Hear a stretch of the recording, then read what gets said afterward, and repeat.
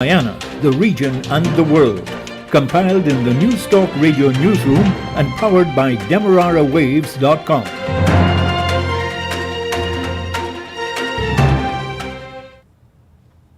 With the news at this time, I am Tiana Jordan. A very good day to you.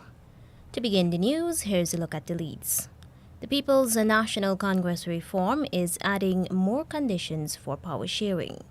Authorities are looking at various aspects of safety in the use of electric cycles and scooters. Regionally, Trinidad and Tobago's opposition and government are at loggerheads over a likely increase in the price of gasoline. And for the international news, we'll bring to you the latest bulletin from the BBC World Service. The details of these and other stories will be coming up right here in just a moment. News Talk Radio Guyana is the station for you, bringing you news updates every hour, major news 3 times a day, edutainment on a higher level, shows like Beat the Clock, Brunch on the Coast, The Afternoon Jam, Youth's Perspective. It's a station that goes wherever you go, streaming online at www.bit.ly/newstalk1031. It's News Talk Radio Guyana 103.1 FM. And now the news in detail. Leader of the People's National Congress Reform, PNCR, Aubrey Norton, has laid down additional conditions for shared governance. He, however, said he had no faith in Vice President Bart Jagdeo because he had no track record of backpedaling on because he had a track record of backpedaling on decisions. In an address and interaction with a large number of party faithful in New York, Mr. Norton said that first he wants the People's Progressive Party civic-led administration to provide adequate funds to local councils in opposition strongholds such as Georgetown, Linden, and New Amsterdam. He also wants some more cash to be budgeted for the PNCR's support base. The PNCR leader has already identified the need for a clean voters list as one of the conditions for discussing shared governance with the PPP. On the issue of its demand for a clean voters list, the PNCR is yet to meet with the Guyana Elections Commission, which has since embarked on a 3-month continuous registration process. A United States Agency for the International Development USAID-funded assessment on democracy and governance has recommended the need for executive power sharing to manage Guyana's oil wealth. The assessment notes that the National Assembly does not provide the opportunity for kickstarting the process because of bitterness between the two major parties. Police Commissioner Nigel Hoppy says the talks have started between the force and the Guyana Revenue Authority, GRA, on licensing electric cycles and scooters. He told the opening of the 2022 Annual Police Officers Conference that the police force and the GRA will be implementing rules to govern the use of such vehicles. Mr. Hoppy later told reporters that among the concerns is the usage of those vehicles by persons of all ages. That is an ongoing discussion right now with GRA. The traffic chief is integrally involved because we've seen where persons using these bikes, there is no age limit, and this is one of the things that persons who are using it currently. So we're in discussion to ensure that those things are regularized. The police commissioner also says that there are concerns that drivers of electric bikes and scooters are not wearing helmets. Well, what I know is that for the 9cc motorcycles and beneath, you do not have to use an helmet. So we will have to have a further look at the legislation to ascertain whether there is needed for any amendment. He says the talks between the civilian law enforcement agency and the GRA are expected to yield whether the electric vehicles could be covered under the Motor Vehicles Act. President Irfan Ali is recommending that representatives of the judiciary and the Guyana Police Force discuss problems and find solutions. He was Thursday addressing the opening of the 2022 Annual Police Officers Conference. There must be tremendous synergy between what the police force do, how the executive support that, and the judiciary. And I want to propose that we have a strategic session to see how, because the judiciary can also help us to identify areas of weaknesses. And we can also raise concerns. So unless we can come in a room and we can discuss issues, we can discuss the future direction of the different arms of government and the role and changes that is required, we will not be able to build an intricate model. Among those present at the opening of the 2022 Annual Police Officers Conference were the Director of Public Prosecutions, DPP, Shalimar Haque, Counsel of the Judiciary, Yonette Cummings, and Chief Justice Roxanne George Wiltshire, Minister of Home Affairs Robeson Ben, as well as top officers of the police and defense forces. The President said such a closed-door strategy session should aim to find solutions. I want to urge that we convene such a forum in which we can have a closed-door, open, frank discussion, not only discussion, strategy session on identifying cross-cutting issues, identifying common issues, and identifying solutions and costing those solutions and working together in bringing those solutions to the table. We must not be in a public debate sometimes on where weaknesses are. We must be able to be in a room and strategically work on those weaknesses, those challenges, and come up with solutions. He said there is no need to hire consultants. We have enough brain power, human capacity in this room alone to do this, and we must work towards doing this very, very quickly. We do not need consultancy to do this for us. We are working in the system. We have experience in the system. We understand the system. And more importantly, we know what is required to take the system forward. It is just a commitment from all of us now to do what is required. Judges and magistrates continue to complain about the absence of police witnesses. Several months ago, the government had raised concerns about the decisions of the Chancellor of the Judiciary and Appellate, Judge Don Gregory, in a number of political cases. Accused persons on remand have for decades been complaining that they are on remand for years, awaiting trials. The Federation of Independent Trade Unions of Guyana, FITUG, says it is time that the government approves the proposed national minimum wage.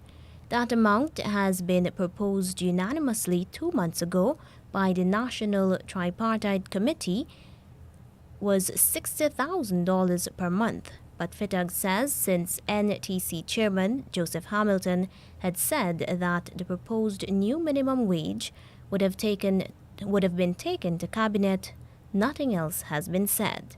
The umbrella trade union organization says that with the ongoing increase in prices, it is time to end the procrastination and approve the increase. The minimum wage was last increased in 2016. And now in regional news, Barbados's Prime Minister Mia Amor Motley has disclosed that the interviewing process for about 200 additional Ghanaian nurses has been completed. She says the healthcare professionals will be taking up their assignments in Barbados in the future. She used the occasion of Ghana's 65th anniversary of independence celebrations at the Cape Coast Stadium to publicly thank Ghana for the 95 Ghanaian nurses who arrived on the island in July 2020.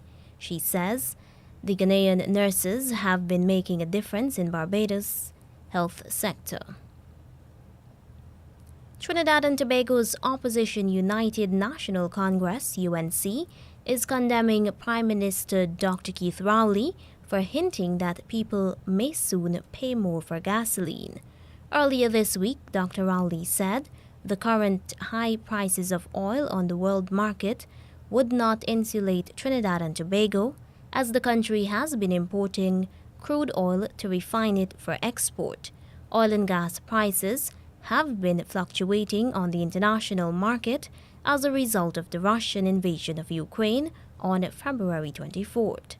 On Thursday, Brent and West Texas Intermediate crude oil were trading at $112 and $109 per barrel respectively. The Prime Minister also hints that the government may subsidize some of the fuel price increases.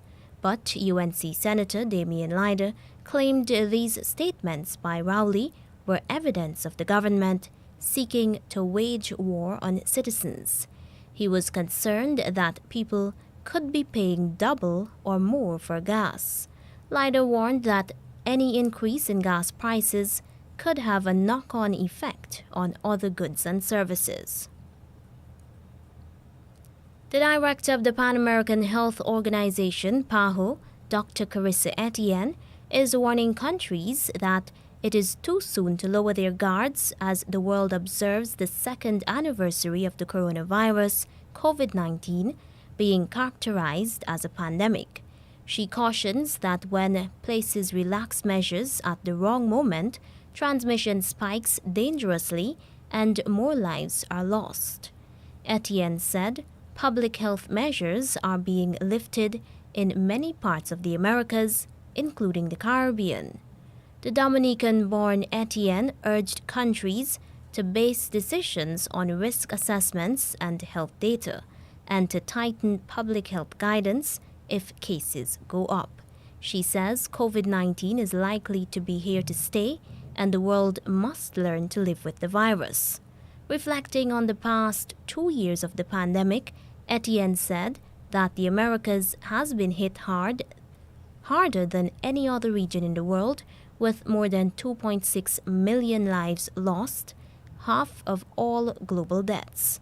The PAHO director said, warning that the pandemic is still a threat today, with countries experiencing record numbers of new infections during the Omicron wave, and the Americas accounting for 63% of new global cases in the first 2 months of 2022 alone. And now for the international news. Here's the latest bulletin coming from the BBC World Service. Hello, this is Julie Candler with the BBC News. President Putin has backed moves to deploy thousands of fighters from the Middle East alongside Russian troops in the war in Ukraine. At a televised meeting of his Security Council, Mr. Putin said Russia should facilitate the transfer of people his defense minister described as volunteers.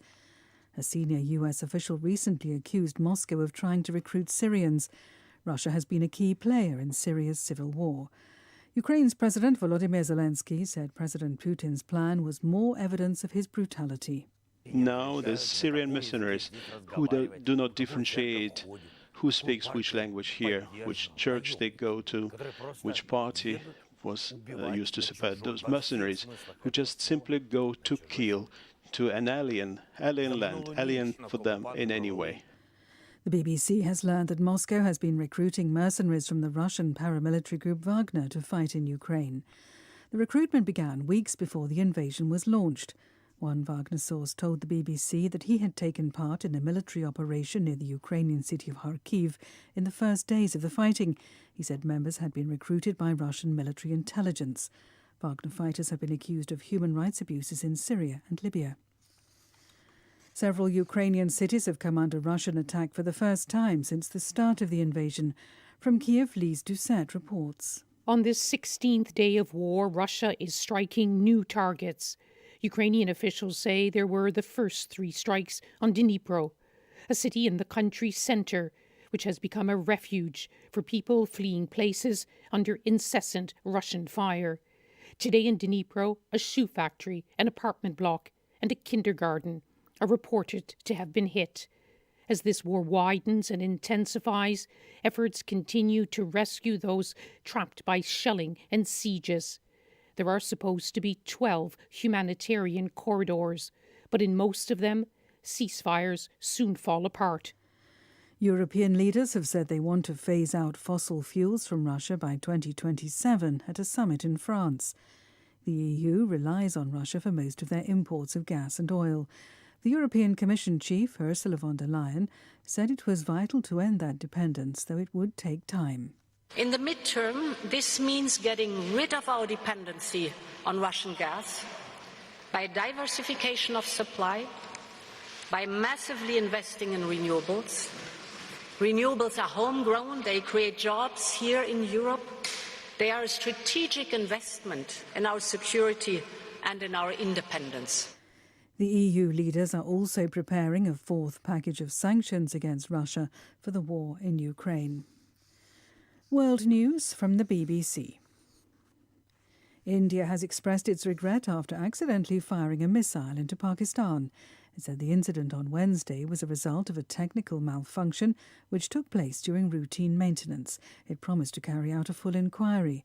Pakistan said it wants India to share the findings of the investigation. South Korea says it has seen signs of activity at a nuclear test site in North Korea, which was closed 4 years ago. Officials believe Pyongyang is working to restore some of the 4 underground tunnels that were partially demolished. Another big Chinese city, Changchun, has imposed a COVID lockdown. The virus has spread again despite strict control measures. Here's Stephen McDonnell. 9 million residents of Changchun have been told not to leave their homes. One person from each family will be allowed outside every 2 days to buy provisions. All but essential services have closed in the northeastern city. Public transport has stopped and mass testing is underway. While other parts of the world have now adopted a policy of living with COVID, China has maintained a total elimination strategy, attempting to stamp out each outbreak as it comes. The European Union says talks in Vienna on reviving a 2015 nuclear deal with Iran must be paused because of what it described as external factors. The delay comes days after Russia demanded that sanctions be imposed because of its invasion of Ukraine would not be used to restrict Russian trade with Iran. The US said that Russia's new demand had nothing to do with the Iran talks. Ministers in Northern Ireland's regional government have been delivering an unprecedented official apology to survivors of child abuse at institutions run by the church or state. It was recommended by a public inquiry, which concluded that thousands of children had suffered physical or mental abuse, including sexual assault, between the 1920s and the 1990s. BBC News. And now to end the news, here's a recap of the leads. The People's National Congress reform is adding more conditions for power sharing.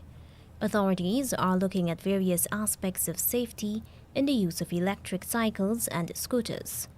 In regional news, Trinidad and Tobago's opposition and government are at loggerheads over a likely increase in the price of gasoline.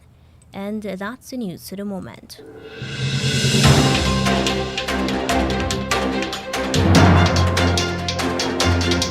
This has been the news, compiled in the News Talk Radio Newsroom. For ongoing updates, visit demerarawaves.com, and you can check facebook.com/demwaves and twitter.com/demwaves.